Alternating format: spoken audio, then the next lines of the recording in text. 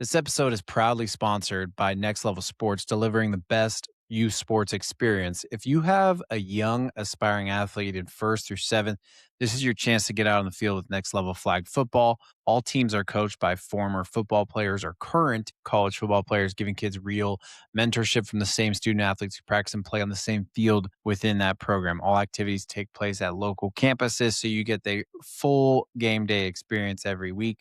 Whether your participant is brand new to the sport or already obsessed with football, Next Level focuses on skill building, teamwork, and growth. It's an incredible way to build confidence, make friends, and learn from true role models. Registration is open and you can sign up at nextlevelsports.com. Give your athlete the best youth sports experience. What's up, y'all? This is Brock with Aggie Pride Podcast. We are continuing our coaches series this week and feature current College of Idaho head coach Mike Moroski.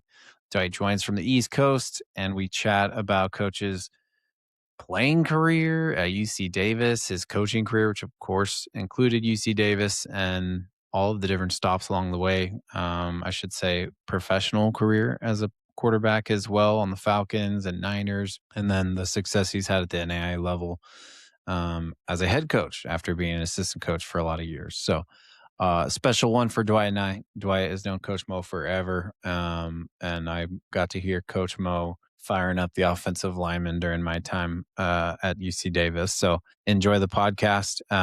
We will have some more episodes coming up. As always, you can follow us on Instagram at UC Davis Football Podcast. You can see the latest pictures from the UC Davis wine night. That was a huge success. Shout out to David Oldman for sending those over.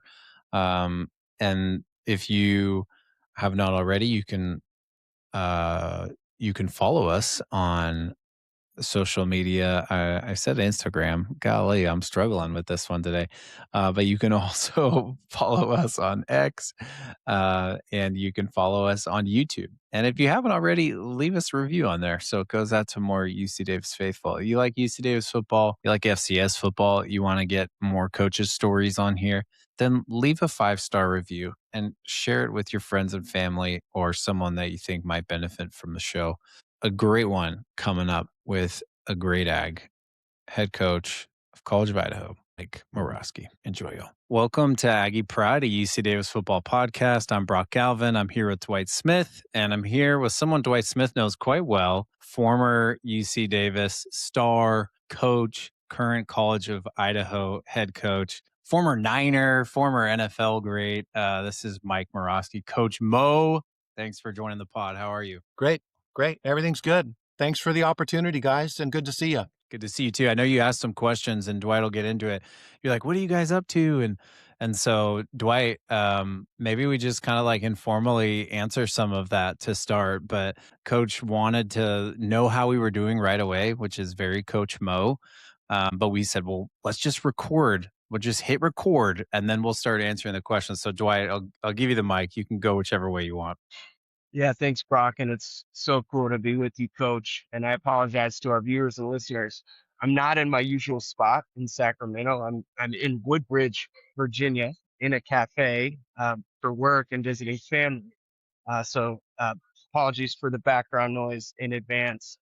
But yeah, Coach, we, ever since, for me, as you know, a little kid, going down to see games at the Tomb, and then playing on the team, walking on with Brock, and then afterwards we've been fans, right? First and foremost of the game of UC Davis football. And so this whole project started with Brock and I having a conversation about, we text after every game anyway. We're always breaking it down, following the program. Why don't we put some form and structure around this? And it's just been incredible, Coach, to see how many folks in the community, not only in Davis, but really across the country and around the world, are the same way and wanted to keep track of everything that's happening with UC Davis football. And so it's been humbling, Coach, to get to connect with so many folks across the generations of UC Davis football. That's awesome. And May need to get some info to get it started up here somehow. Yeah, absolutely. College of Idaho Yotes version. That's right. Yeah, and we want to get into that and want to hear kind of, yeah, I have a lot of questions. Have been following the success of the program from afar, so when I hear about that. But Coach, the way we usually start the pod is getting into your backstory a little bit, going way back to where the love of the game was first planted for you and how that led your journey up to coming to UC Davis to play football. And then I think from there we can weave wherever the conversation takes us. But I think listeners would be really interested to hear a little bit of the backstory pre UC Davis. What led up to your coming to Davis to play ball?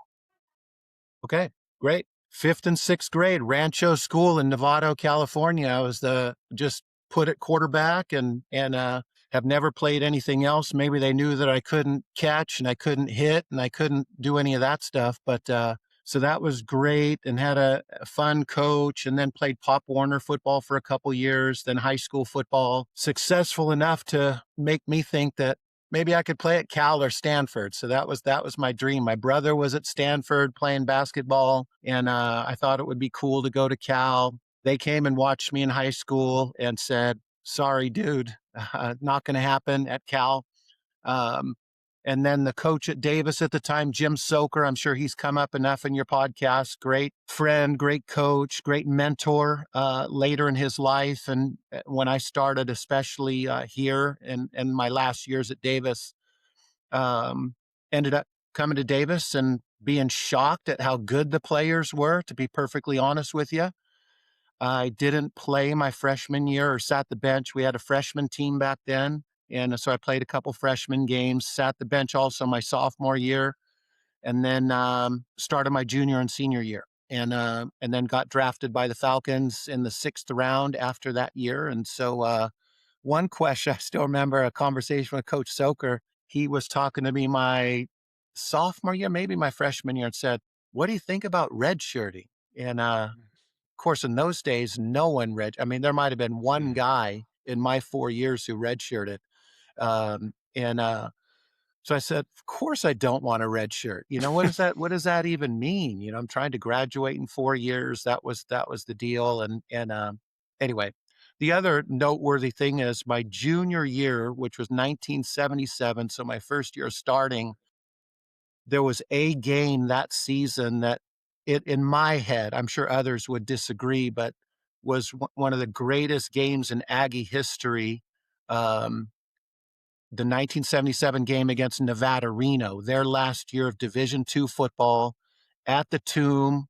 And they brought in extra seats at the Tomb, and there was like 12. So this is well before your time, Dwight and Brock. You guys weren't even thought of at this time. But I think there was probably 18,000 people at the game.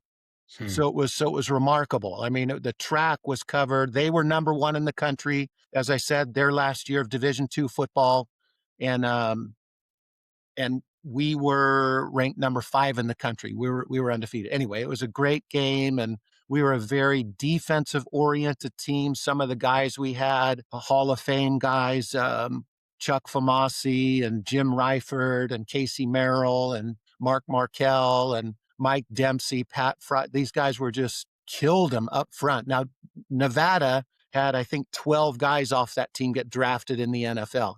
So it was just a remarkable game. But what the significance for me was obviously exciting, but I still say, I tell every recruit that comes in my office that it was the most exciting, competitive situation I've ever been in my life, which Hmm. includes the NFL stuff and all that. It was just that electric, that um, significant, just in my young 20-year-old bones at the time. And it was a great crowd, so much fun, so much tension, all that great stuff everybody loves about football. So that's carries over to this day. I mean, I still believe in small college football, and it's super exciting. And I have no plans to retire. I'm trying to get them to sign me to a 10-year contract, but I don't think they're gonna bite. But anyway, I hope.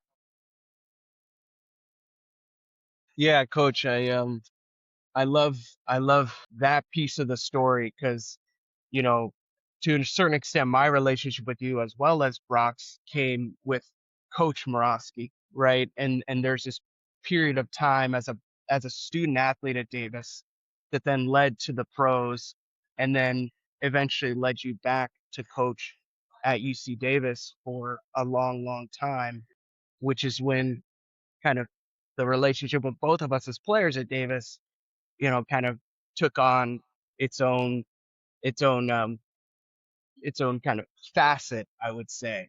And we get to experience you as a coach, your coaching style informed by Soker, and I'm sure so many others. But I'm curious, I would love to hear a bit about the experience in the pros as well as that flip to coaching, because I know coach, like, you may not know this, but there's a couple conversations I had with you that I think mirrored your coaching style. One in particular that even led me to apply to Davis.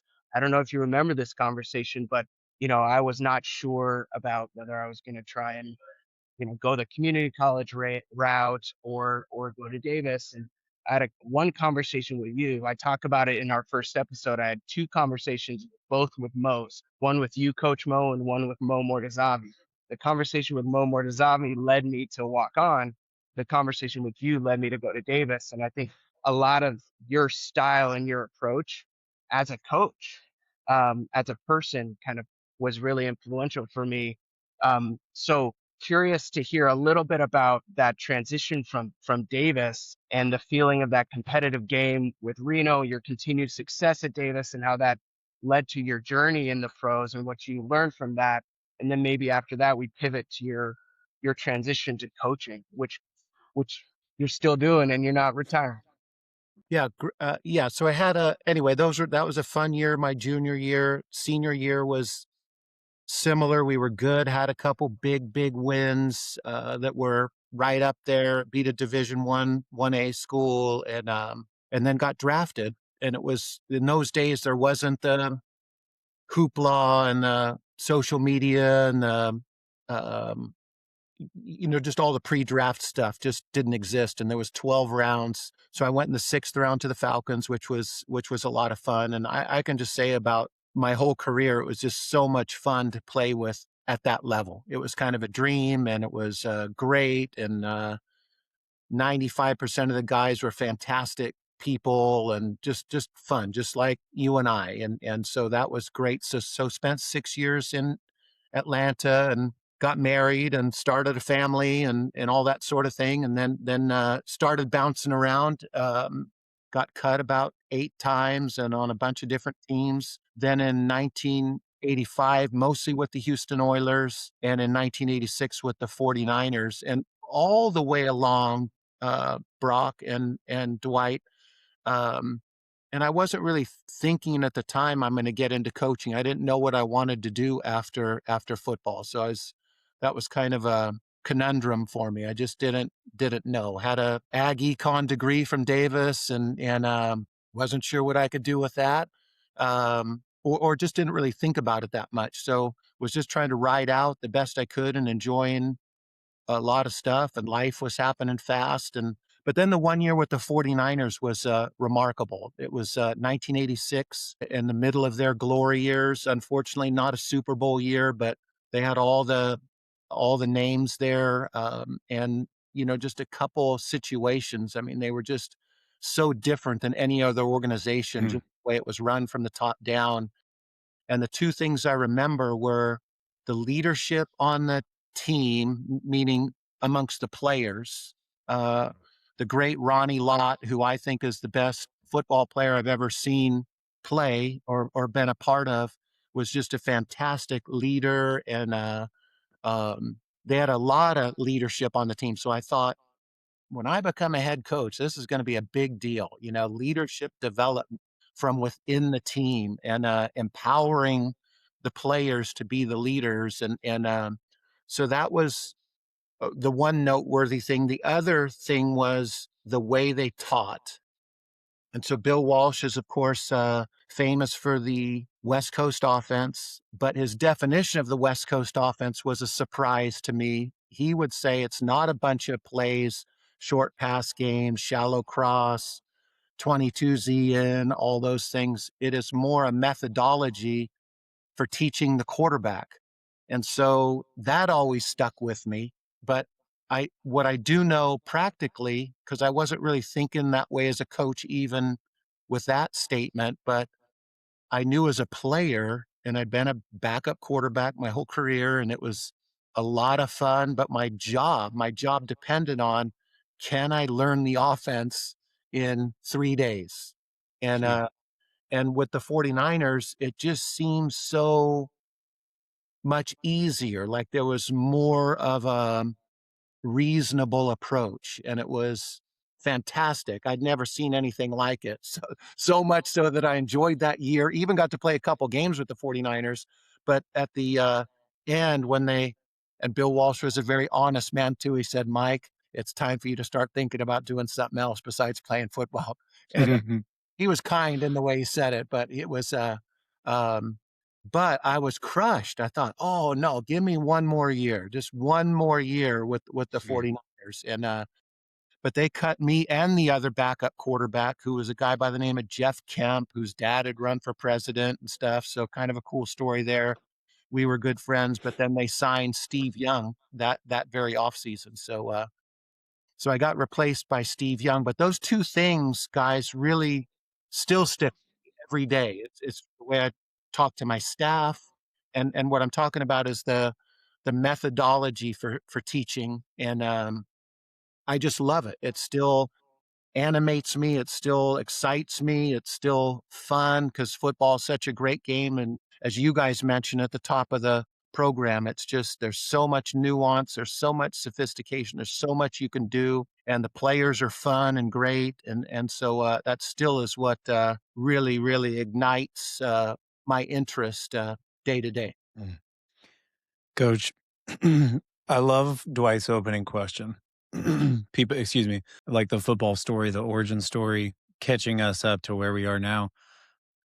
Excuse me. But it is always like hard because we only have so much time with you. And you talked about being cut 8 times, and my brain goes, "Oh my gosh, like, what was that like each time? How did you what trait do you have within you to just keep going, keep doing it?" You also we didn't even touch on it, you played baseball, and you were stellar pitcher for the Ags, which I didn't know until researching before this. And those are just 2 tidbits amongst so many in your career. For those who like, we know the UC Davis quarterback lineage is so strong, but you are one of the best in school history. And so I just want to like name that and say, man, I want to know all these things, and you're obviously welcome to jump in on any of them. But I do want to get us to where you and I met. I know you and Dwight have known each other because Dwight grew up in town, and it's different, for myself because you at the time of me playing at Davis were coaching offensive line, and I was a try hard defensive lineman who didn't belong at D line at all. I was tiny and was like a linebacker my whole life. But I have a lot of memories of you, and even Reggie Mason. He's like, you need to ask Coach Mo some of his isms, and so I will just kind of ask you about like your UC Davis coaching career before we get to the College of Idaho stuff. Um, what was it like for you? What stories stick out to coach at your alma mater, a school with great tradition, great offensive tradition? And I know that you had multiple roles along the way there, even while we were playing. You were offensive line and you were OC and did different things. So, what was just the Davis coaching experience like for you? Well, it was fantastic. So first of all, the day I got cut, I think I called Coach Soker, and he said, "You're always welcome to come back." And so I went back and started or got my teaching credential at Davis and masters and ed psych. Chris Peterson at that time, I don't know if you've had him on yet, but Not yet. he enters this story here because he was the quarterback of the Ags in 1986, and we coached together for 3 years. And he's how I got to Idaho. So Mhm. anyway, um, great guy, great coach. He ended up being a camp quarterback with the 49ers through my connection with Mike Holmgren there. So that worked out, really helped him. but we flip-flop coaching the freshman team. At that time, we had a freshman team at Davis, which was really, really great experience, and so I liked that. Then, as you mentioned, I coached a lot of different positions, mostly the receivers. Um, but then the best thing I ever did as a coach, well, before I get to that, Coach Soker was still the head coach, and he was awesome. But the staff was incredible. The defensive staff, Bob Foster, Fred Arp, and Lou Bronson. I mean, just fantastic people and competitors. And again, we were a defensive oriented team. I think it's safe to say. So I hope some of the old guys from that era, they would say the same thing. I mean, we were just fast and physical and just great on defense. And we had just enough weapons on offense. So that was, anyway, so it was really good. But then Coach Soker, Coach Biggs, various offensive line coaches, Neil Zimbukas when I played, and Tony Franks a little bit later, and some many others so offensive line was kind of not a revolving door, but there was a number of coaches that just coached for 1, 2, or 3 or 4 years. And I was a quarterback by trade, and Coach Biggs was fantastic in all the things that he does. And so when Tony Franks left to go back to St. Mary's High School, I volunteered to coach the offensive line. And it was by far the greatest thing I've ever done in coaching in terms of just doing something that rounded out my football experience. And I'll say this to Reggie Mason and all the others: I was a terrible offensive line coach. I mean, I was horrendous. I didn't know a thing. I'd never blocked anybody. But I learned and enjoyed it, and I think I did it for almost 10 years. It was Mm. really, really a great thing for me to learn where it all happens, up front in the trenches. Knew a little bit, of course, from being around football so much, but didn't know the details. So that was the greatest thing that I ever did. Greatest decision, I think, and the most impact for me. Mm. Yeah, coach, I remember just like you were fiery. I remember like you had a lot of passion for I think helping your players improve. And then I just go back to thinking about how much success you had as a player from 5th, 6th grade to beyond. It's always interesting to hear, like, where did that come from? Like, why are you the way you are in terms of competitiveness? And, like, how do you think that came out in your coaching? Yeah, I think my dad was more of a basketball guy. So he was an All-American basketball player at Cal Poly, and but from Brooklyn, so kind of grew up on the streets, didn't even play high school basketball, but played basketball all the time. So against some greats, you basketball fans out there, Bob Cousy, he played on the street with the great Bob Cousy of the Celtics, and then in the Navy at the end of World War II, there was a guy, Bob Mott, who was in the service and ended up being the athletic director at Cal Poly. So talked my dad into going to Cal Poly, playing basketball. My mom was raised in San Luis Obispo. Her dad was a professor there. And so that's where they met. But my dad was a fiery guy, and I love him and miss him a lot. He passed 5 years ago or so, and probably the biggest influence in my life in terms of work ethic and just some little things in coaching. I was just thinking about, he said, you can either be the coach or you can be the friend. You can't be Hmm. both. And so I love that, even though with that, there's a certain rapport and relationship between player and coach that I think is one of the greatest things on the face of the earth. It's not quite, well, I I got to check that. He didn't say friend. He said you can't be the buddy.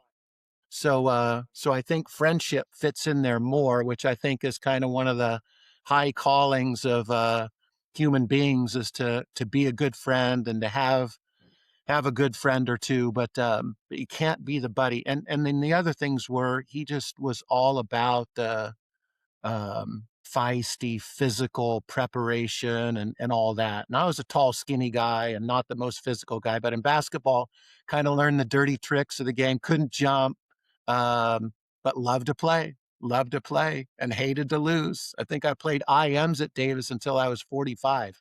Um, when Nate and Will were playing, Dwight, and so that was fun. So I had to stop playing soon after that. So it got to be pretty dangerous. Maybe it was till I was 50. I don't know. So I guess that makes more sense, 50.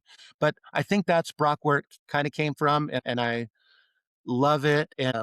I do chuckle. I don't know who it was, but one of the offensive linemen from back in the day said, "Hey, coach, my parents think you're the nicest guy." Uh, and then they never see you in meetings or practice or anything. So I just maybe as an assistant, and I think that's where I wanted to be a great assistant coach. I always Mm. had in my head, maybe I'll be a head coach someday, but I wasn't clamoring to be the head coach or whatever. But I wanted to be a great assistant because the thing about being an assistant coach is you know when your guys are messing up. You know when your guys aren't prepared. So I had this drive in me to make sure they were at least really, really well prepared. So an offensive line, especially not being a offensive lineman myself, it was difficult. So I had to learn all the little things that they needed to be prepared for. So I just love that part of the game, the meticulous detail. And that kind of goes back to the 49ers a little bit, the sophistication, the way the coordination, the way it all fits together. It's just a lot, but it's so fun. It's so beautiful. It's so great. And so I think that's where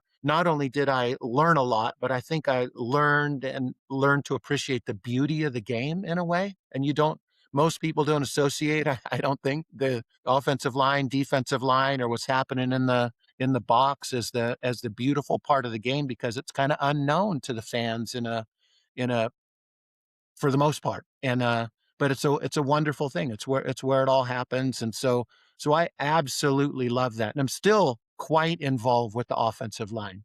I'm very hard on the offensive line coach as Mike Cody could attest to. So he was my offensive line coach up here. I've had a string of Aggies as my offensive line coach up here. Tim Keene was the first offensive line coach, offensive coordinator, now at Boise State. Mike Cody came in, was with me for 3 years, I believe. And now my Aggie connections are two volunteers, Joe Iacono, who was an offensive guard back in the day, former retired Vallejo police officer who retired to Boise, and Jim Saunders, a baseball technique who works with our kickers, a baseball teammate who works with our kickers up here. He also retired from teaching at Encinal High School in Hayward. He's a great friend and great baseball player, and it's great to have him out there. So Yeah, a lot of awesome stuff there, Coach. Two quick things, listeners, viewers, I can attest to the basketball lineage in the Moroski family. I've been on the courts a handful of times, coach with you, and you mentioned Nate and Will as well. Um, so that brought back some cool memories. And then Brock, you mentioned Reggie Mason, so I wanted to bring in another name that played with us, in addition to Mike Cody, who gave you a shout out, Coach, when we put out that hey, we're going to talk to Coach Mo, and that's the one and only Ishman Anderson. I should say Dr. Ishman Anderson, who is another, I think the fullback position. A lot of changes happened over time in football at the collegiate level, and the fullback position, maybe that other offensive lineman is maybe a way you can put it. They can also run the rock, but coach, I don't know if you had any Ishman Anderson memories that that come up because he well, shouted you out Ish specifically. is one of a kind, so we still stay in touch once in a while, and he's just great. I guess this weaves into a Coach Biggs story, but Ish being from Oakland, I just remember Coach Biggs would drive him back down to the Bay Area at least seemingly once every 2 weeks. Maybe it was every week. And then Ish was in my group those last couple years. So just came to really know and love and appreciate his world. And it was an education, a much needed education, I think, that I received from Ish. And I just love the way he had a passion for the game. And he did, oh gosh, what was he saying? The last I heard from him was like the all decade team. And he said, Coach, how the hell am I not on the all decade team? They put D Train on there. And anyway, so I got a kick out of that. Yeah, Dr. Ish shout out. It's amazing what he's doing back in the community now. Um, and yeah, there's so many stories, Coach. We'll have to have part 2 and 3. But, thinking about your time, you mentioned this assistant coach, head coach kind of piece. And that I think gets us to the most recent chapter of your story at the College of Idaho. I won't say who said it, but someone saw, the tag of Yotes football or whatever it was, and they mistakenly were like, how's coach doing at USD in South Dakota, who also goes by the Yotes? So this is setting the record straight. We're talking about College of Idaho, NAIA program. And so, coach, want to just hear about your journey at College of Idaho and maybe weave in there. I mean, there's so much that's changed in the football landscape. I mean, you have a much longer view than I do, but even in the last couple of years, transfer portal, NIL, all of that, I think, the rich story of football at the NAIA level is something that I know I have more to learn about. But thinking about your trajectory, having coached and played at D2 and coached D1, played in the NFL, now, leading a successful program at the NAIA level. Yeah, just curious your perspective on the whole landscape of collegiate football and the role that the NAIA plays now and really in the future. So I'll just pass the mic to you just to talk about your experience, and then maybe towards the end we can get into what's going on now for the Yotes, because I know there's a Yeah, lot of great, exciting. great. First of all, it's been another of the fortunate opportunities I've had, and really am thankful for all the opportunities I've had. But the end of my time at Davis was in and around the time when Coach Biggs was going to retire. We had transitioned to Division I, and it was a difficult transition. We weren't winning as much as people had hoped, and yeah, I still feel a little bit bad about the way Coach Biggs got treated, and he would never say anything. He's just that kind of guy. He would never say that he got mistreated, but from my perspective, I think he was mistreated. Um, but it was tough. We were not playing as well as we should. We weren't winning as many games as we should. We were competing well and playing well, and maybe the biggest thing was just the roster limits. We were used to having 120 or 30, and when I was in school, or when I first started coaching, there was 170 guys in the program with the freshman team, and it gave us a chance to be like a farm club and um, develop guys. And once in a while, there would be a Brock Galvin or a Dwight Smith that would, filter up through the ranks and all of a sudden be a starter.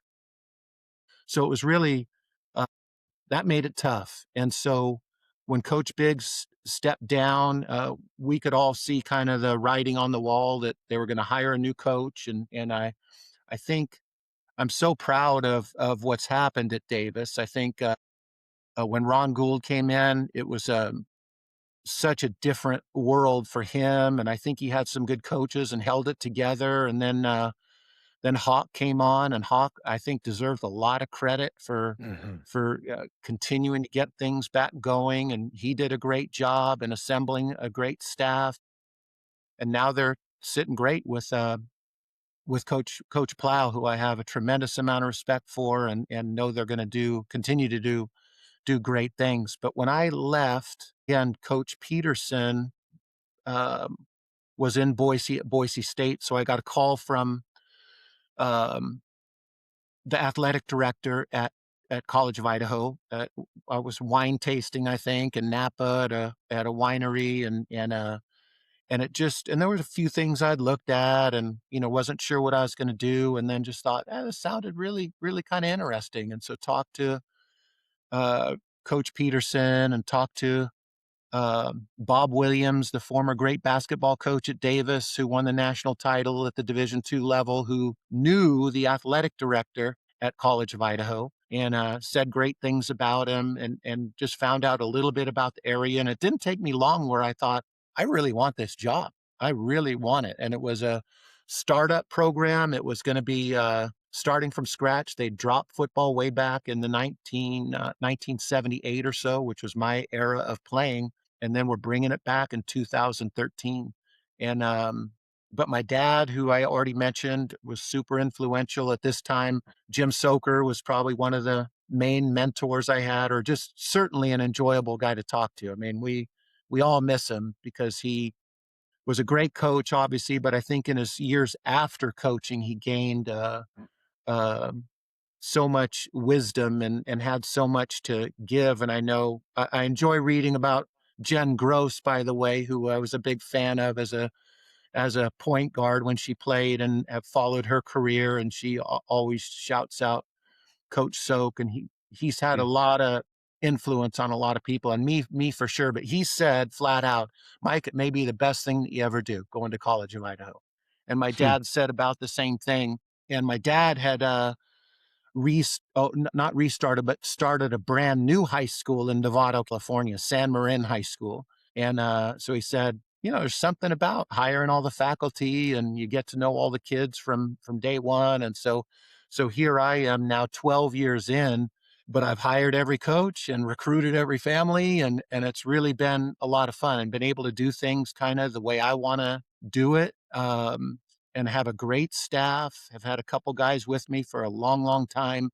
And so really, to be honest with you, and maybe this is what kind of piqued your guys' interest, is it's a lot like Davis was 50 years ago. It really is. And I say that um, that college football misses this sort of experience. I mean, I hmm. think it's a crime, and it's not all bad. I mean, you can make some money these days as a player, but what they miss out on is just. I just woke up early this morning, was thinking, what are guys missing out on with NIL deals and transfer portal, and guys that transfer 3 and 4 times? And I think what they miss is friends. They miss Mm. growing up with people, and it's not like you're boys with everybody, and you guys know that, but it's relationships, it's people that you have shared experience with. I think football is the greatest game on the face of the earth, with just all its nuance and all the different positions and all that. And so I still think this is where it's happening, so I still feel like I'm right in the middle of the greatest thing ever, which is college football. And Dwight, you mentioned NAIA. It's just another governing board, like the NC2A.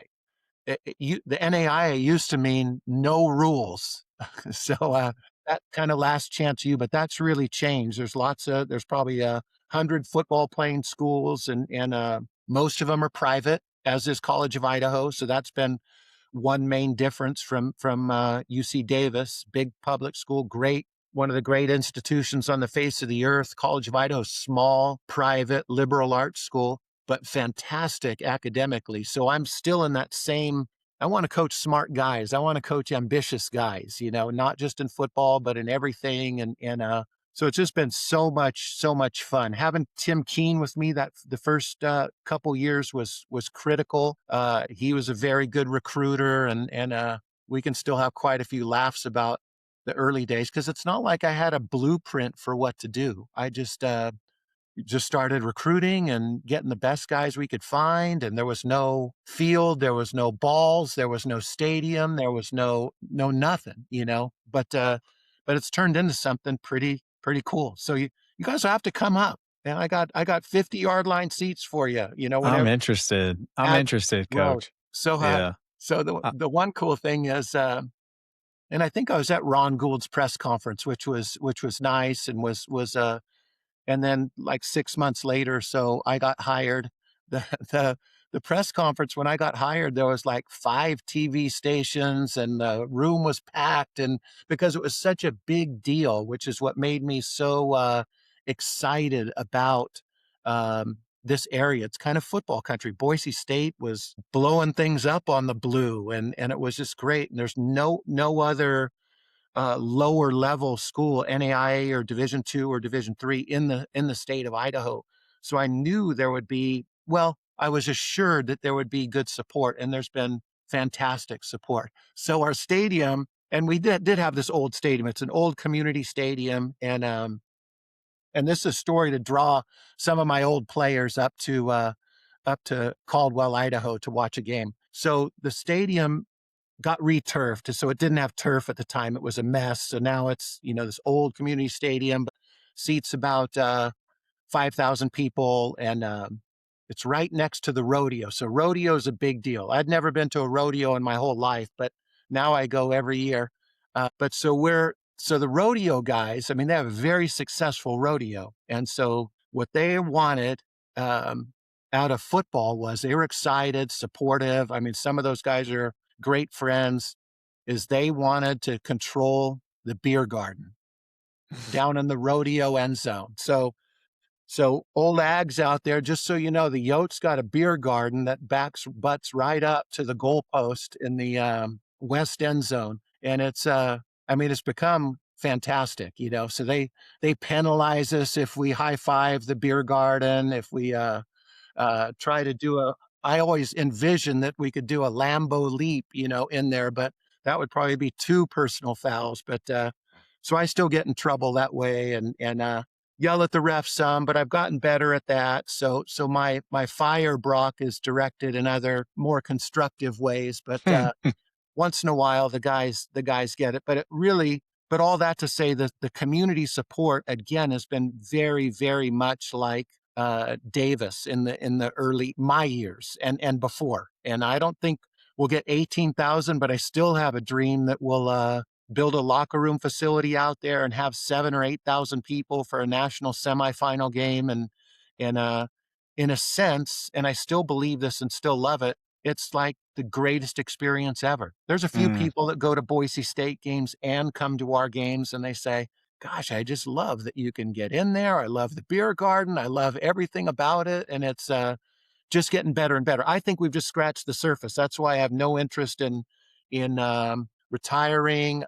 One, I don't know what I'd do in retirement. Two, I just enjoy it. I just met with the athletic director who hired me and yesterday, and we were talking and laughing kind of, and he said, Mike, what you'll miss when you do retire is that nervousness, that pity your stomach feel that all players, all coaches know on game day. And he told me that a couple years ago too. And so these last couple years have been really, really fun for me just because that's resonated with me because I don't want to dread it. I don't want to get overly nervous. I feel myself a little bit at 68 years old that I get a little bit more nervous and anxious at certain things, but Hmm. I love what I do. I love the guys. They are so fantastic. So I just love every second that I have with them and just want them to be really successful.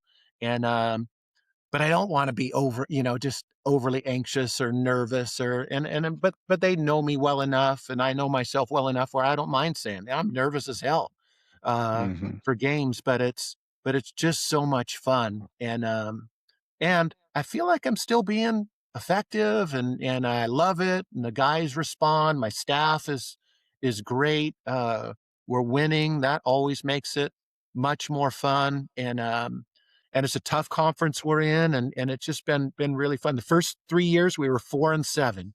Somehow we won our very first two games, as a matter of Hmm. fact, with all freshmen offensive linemen. So I haven't got a whole bunch of transfers. We've done it mostly with freshmen, like the Davis model. Not that we don't turn away transfers, but most of the guys are freshmen because I believe in the 4-year experience, like at Davis, and it's just been fun to see. So we've just gotten a little bit better every year, and then 4-7, 4-7, 4-7. Finally broke through at 6-5, another 6-5, I think, and then that fifth year, that was the toughest year. We knew we were good. We had a little quarterback, Darius James Peterson from Marin Catholic High School, and so I still have some connections in California. We get our share of California guys. And we started off 0-5.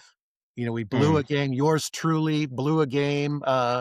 Didn't have the hands team out there. They onside kicked us with 5 minutes to go. They were the team that ended up winning the conference. We were up by 10 or 9 with 5 minutes to go and lost. And it was just crushing, crushing.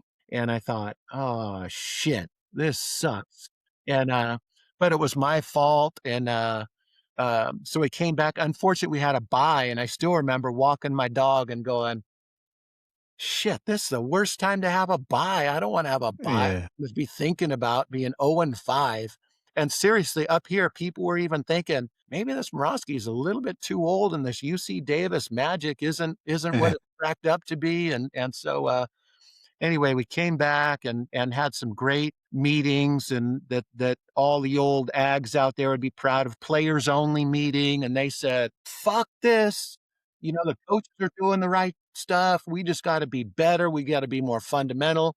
And when I heard about that meeting, Brock and Dwight, and you guys could get this, I just thought, you don't know what's going to happen, but it says something about the guys that they were saying it's not the coach's fault.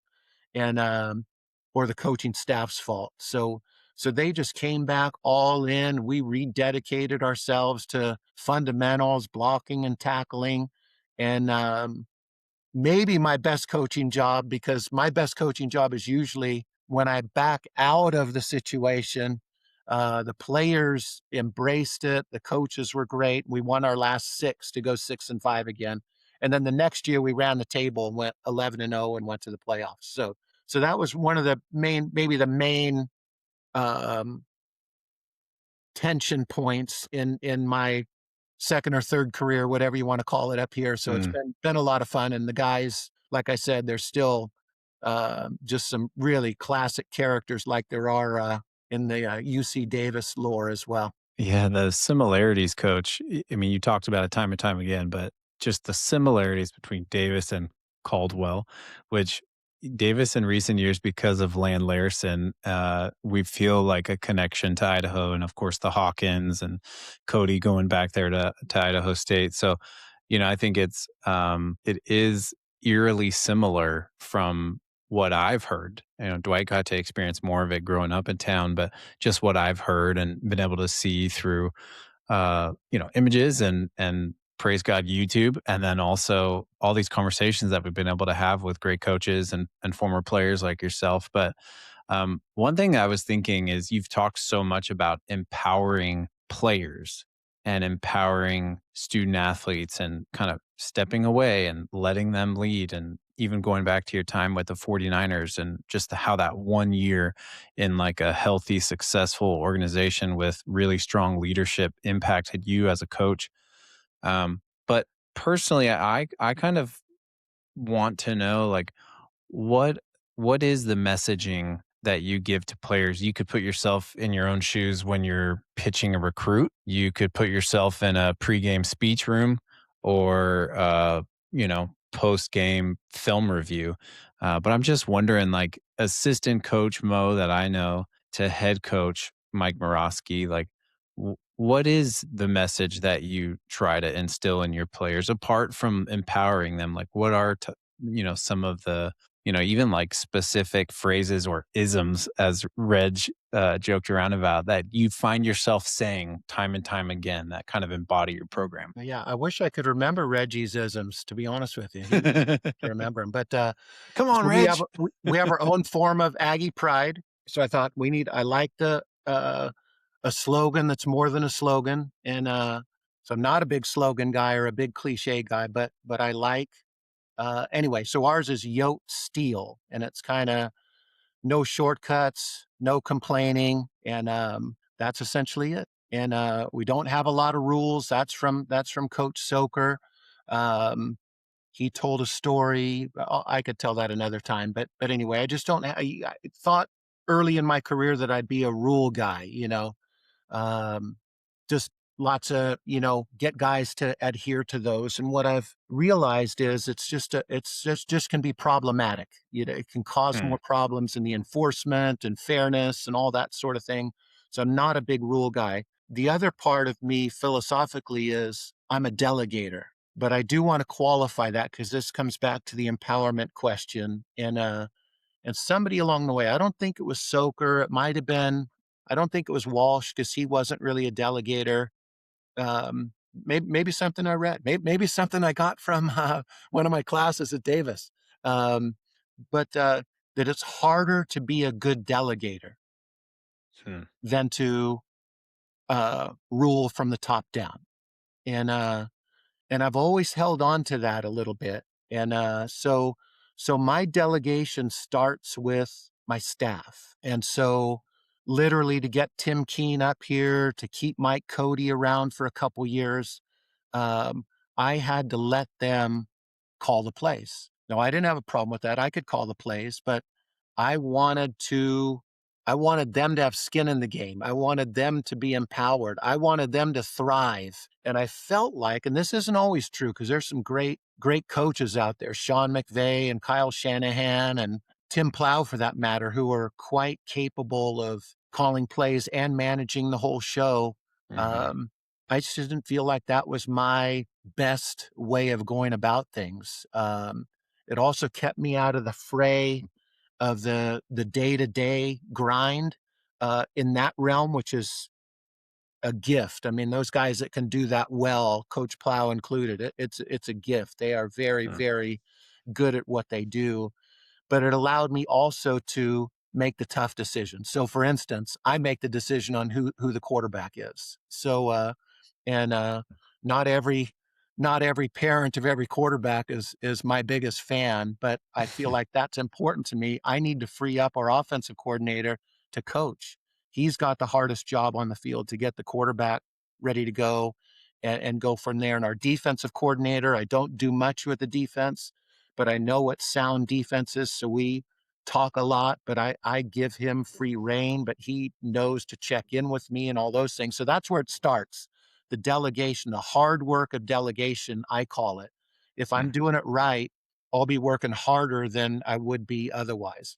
Um, and then it's empowering the players. So we talk about leaders and emerging leaders. There's no leaders and followers. So that gets the Hmm. freshmen right into the game early on. And again, Ronnie Lott was the greatest leader I've ever seen in my life. And he ran the team maybe for a decade or more with the 49ers. And he was so uh, passionate. I saw him do everything from choke out a ball boy to choke out the nickel corner, and they just said, we don't do things like that. We aren't messing around. So Hmm. there's a serious element to this. And um, I feel like it's my job. I feel like it's my calling in a sense to see guys rise up as leaders and love the program. So my my I know I'm being successful if the guys are having the time of their lives. If they are able to laugh. So that makes me happy to hear Reggie talking about isms and those guys smiling, even when I was yelling at them because they knew I was serious probably. And I don't think I yelled that much, but I do throw out a couple of F bombs these days. I'm not sure Coach Soker would be pleased, but it doesn't matter. It's just who I am, and they have an effect sometimes. And um, sometimes I need to apologize because I never want it to be taken personal or anything. But there's an intensity in football, and that's what we all love about it. Um, but at the same time, I want guys to have a great time, and that comes by having what I call skin in the game, that it's their team. It's not my team. It's not Hmm. my team. It's not my program. Sometimes one of our former players who's in medical school now would say, "Hey, Coach Mo, you're the OG." And I said, "Bullshit. We are the OG. It's our program. It's our program. It's Mhm. even the community's program." So I love that too. So and like I said, we've faced the same things that everybody else faces. I mean, attendance was great at the very beginning. It's waned a little bit. So we still average about 3,500 at our home games, which is pretty good. I mean, it's maybe leads the country in the NAIA, but Hmm. I still want it to be 5,500 or um and the strongest guys, this is another one of my thing with the players. I said, you guys are the most powerful people on this campus, maybe in the whole community. And so my job is to support what they're doing and whether it's running for president or having clubs or having parties for that matter. I mean, have changed on college campuses because people are happy being by themselves and playing video games and TikTok Hmm. and all that sort of thing. Whereas I want people to be together, Hmm. and I would say people are very health conscious and not everyone drinks like, well, I don't know. I don't know if any of the old Aggies drank very much or not, but that's not my point. But the guys take care of themselves that want to play college football. And many don't drink. Probably half the guys on the team don't drink. And I just want to make sure, are you guys still going and hanging out with guys? Are you going out to be where guys and girls are and meeting people and that sort of thing? That's a Hmm. critical part. We got a really, really small campus, 1,100 students. Wow. Again, polar opposite of UC Davis. So it's so critical for these people for their growth, to make friends and interact with different people. We do have a number of international students and some racial diversity, but not to the degree Davis does. And but it's still football, of course, has more than most sports, and it's just great that way. Again, I love that. I love seeing guys emerge. There's nothing more satisfying than to see a young freshman that we can all relate to, right? 18 years old, don't know shit, clueless, think you know everything, but don't really know anything. And then you gradually figure it out and treat people well. By the way, that's our one rule that you guys will love, I think. It's treat people well, treat Yep. people the way you want to be treated. Coach Soak had one rule too, which was don't put your helmet on the ground. And I don't know if Coach Plow has brought that back or not. It just got a little bit too abstract for me. And so, but Hmm. I think the principle was the same, which is honor, the Hmm. program, honor the game, and the game will honor you. I heard Dave Roberts, the great manager of the LA Dodgers, say that recently. The game will honor you if you do things right. I've really picked up on that. So um, anyway, love what I do, love the guys, and I love to see them grow and become, great leaders and great people. And so that's been a lot of fun. Dwight, how interesting are some of the things that Coach Mo like is instilling in a team 12 years later, like re-socialization almost. Like the NIL where we just want our kids to be here and be together. And even like the just a couple other things that really impacted me, but just like this idea of like almost like small town football and um yeah, like taking it back to even going back to like you said, Coach Mo, like how Davis was in the Division Two days, and so it almost it feels like needs to be a movie or something. Like it feels like it's like a story. There's stories that need to be told more because college football nowadays has a lot less stories that sound like this. That sounds like yoke football, and so And I kind of um, hope, I think it'll be, and it's hard for parents, it's hard for the athletes that are really good. What are you going to tell a kid, to turn down money? yeah, yeah. And worse, we have to work hard to raise money for scholarship. We get so back to the NAIA, Dwight and Brox. So separate governing board. There's not a division 1, 2, or 3. So there's just one division, NAIA, 100 schools, but you can give scholarship money. So tuition at College of Idaho is $39,000, which is significantly more than Davis, I think, maybe twice as much as Davis. And but we can give some athletic scholarships. So I have some budgeted scholarship money, but I also raise money, so various ways. So it's to try to, because it cost of education, that's a national narrative these days, and is it worth it? Damn right, I think it's worth it. I think it's great. So I will gladly work hard to raise scholarship money. If anybody has any ideas, let me know. But again, I love what the guys get here. The cool thing about the small campus is you can get to know your professors more. And I'm sure you guys got, like I did, got to know two or three somewhere along the way of your favorites. But here, all the professors are very accessible, and anyway, so I just, and then to see, and like you guys, it just is so great what you guys are doing, and just you love it, and so you're doing it, and had an idea and sparked and went for it. Go for it. I think it's great. 85 times. That's amazing. And I love seeing guys do great stuff, so it just really, really makes me glad. Got one guy from our first team coming back after doing his anesthesiology residency at Penn State. He was a three-time All-American on those first three teams, eight more.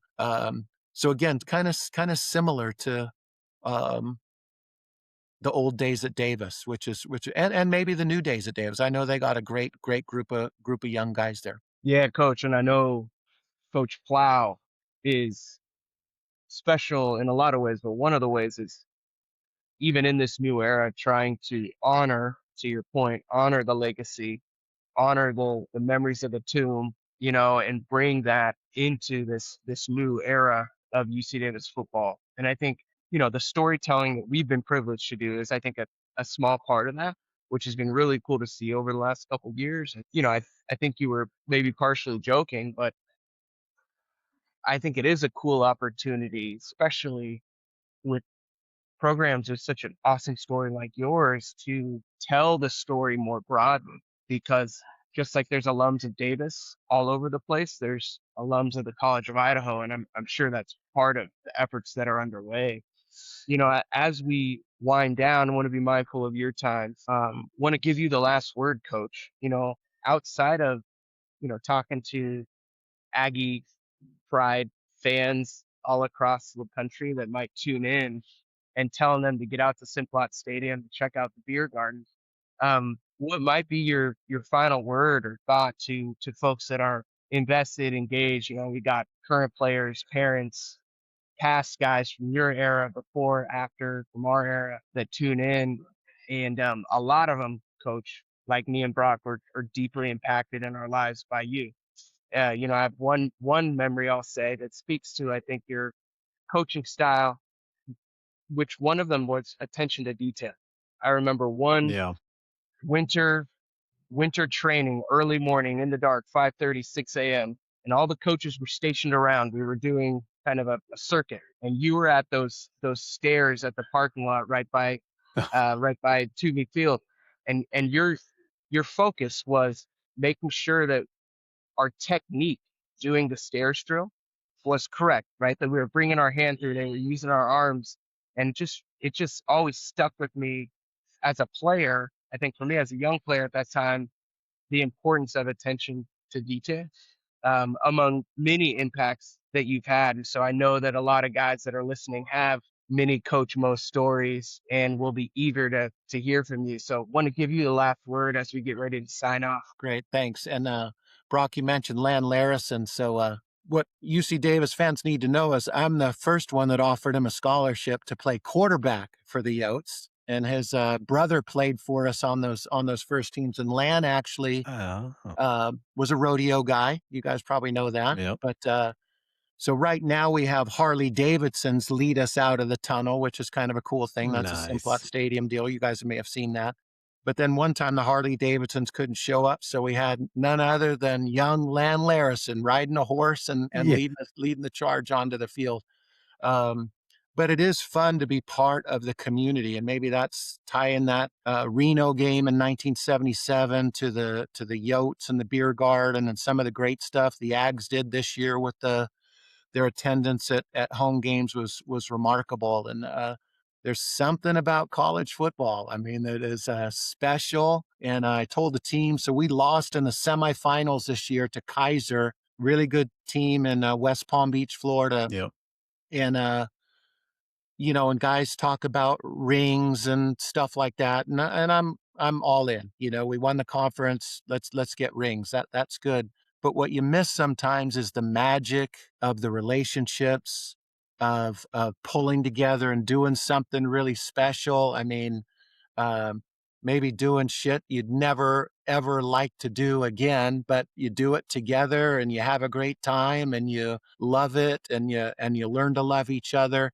I mean, there's something magical about that being on a playoff run, and it's just still is really exciting and still great to be a part of, or a 3-game win streak for all those years that we didn't make the playoffs. It's still a special time. Those days of practice are something magical that I still don't know the recipe for, but I know a big part of it is great young Hmm. guys who are ambitious and want to do great stuff, and I'm the luckiest guy in the world to still be able to be coaching.